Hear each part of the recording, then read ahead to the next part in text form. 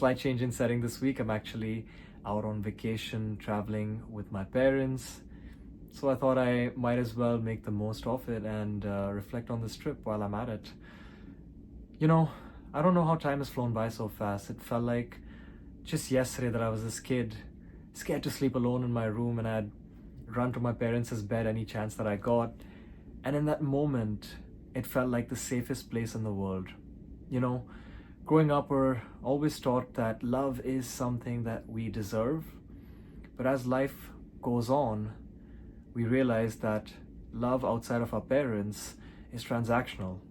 You're loved for what you can give back, for what you can provide, and once that stops, the love stops as well. We spend our whole lives chasing these transactional relationships, forgetting that the purest form of love has been with us this whole time. Our parents. You know, who love us for simply who we are, without expectation. And here's the interesting thing. Psychologists have found that caring for loved ones isn't just emotionally fulfilling, it does some great things for our brains too. You know, when we give and receive unconditional support, the brain's reward systems light up, your stress levels go down, and your physical health improves to an extent as well. So this love that we take for granted, it also heals us. You know, my parents have been selfless all their life, always making sure that me and my sister had everything we needed. They never spent money on themselves, and they saved everything they had for a rainy day, just to be there for us no matter what came ahead. You know, even now, when my sister is married in a way, not a day goes by on this trip without them wanting her here too. And I see it in their eyes each time we take a picture, that quiet ache, hoping that she could be here to experience that with us.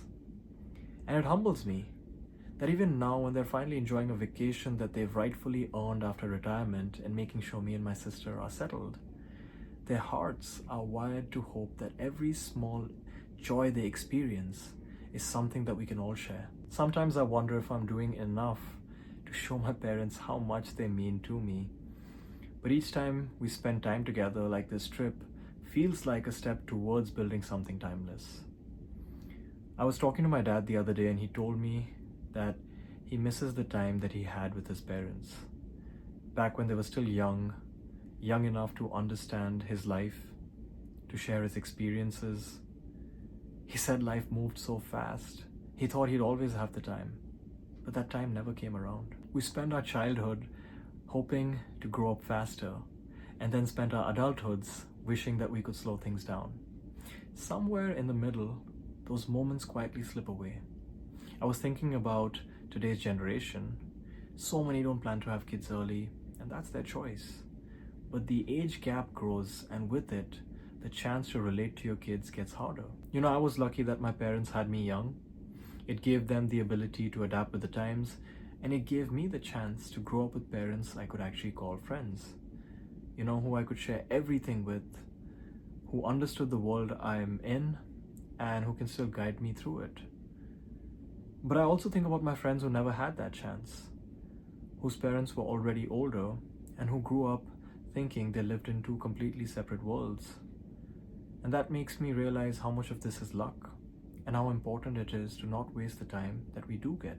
What I've realized on this trip is that the next big goal in life, the next milestone we're all chasing, they'll always be there. But this golden phase, where your parents are still young enough to travel with you, to give you advice, to live life by your side, that phase doesn't last forever.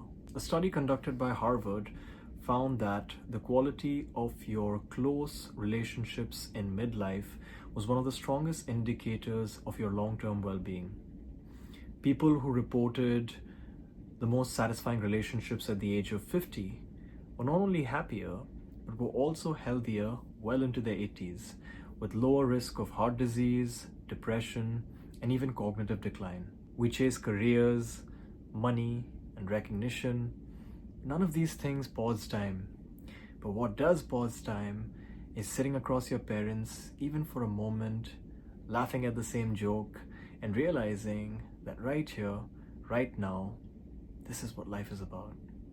And let's be honest, despite how meaningful all of this is, things like teaching your mom how to put up a decent Instagram reel is an adventure in itself. Being able to look at my parents as not just as mom and dad, but as friends, has been one of the most fulfilling things of my life.